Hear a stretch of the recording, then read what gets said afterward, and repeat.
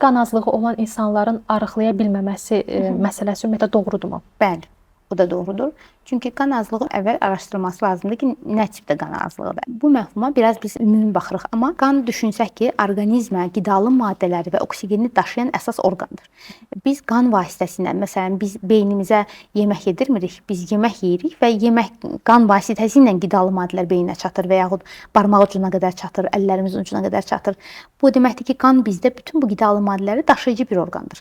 Və qan azdırsa, hemoqlobin miqdarı azdırsa, eritrositlərin sayı azdırsa, biz bu oksigeni normaldan daha azalmış oluruq və bu baxımdan orqanizm aclıq dövründə keçir. Orqanizm aclıq dövrünə keçəndə bu zaman stress hormonu da yüksəlir və pasiyentdə bir türlü bədən qoruma refleksinə keçir. Hər aldığı qidanı piy şəklində saxlayır və bədən elə bilin ki, müharibə rejimində özünü ehtiyatını toplamaq hissi kimi artıq çəkini qoruyur və verməməyə başlayır. Bu bir.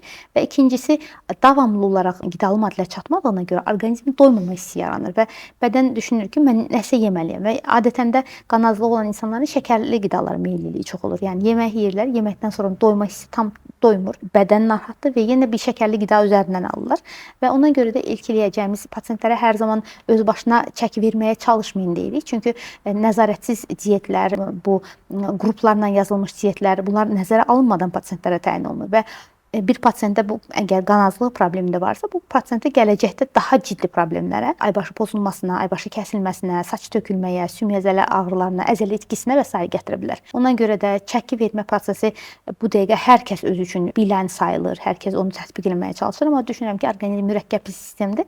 Onu həkim nəzarəti olmadan, araşdırmadan, bir konkret bədənin problemini bilmədən, o cümlədən qan azlığının səbəbini araşdırmadan diyet başlamağa tövsiyə olunmur.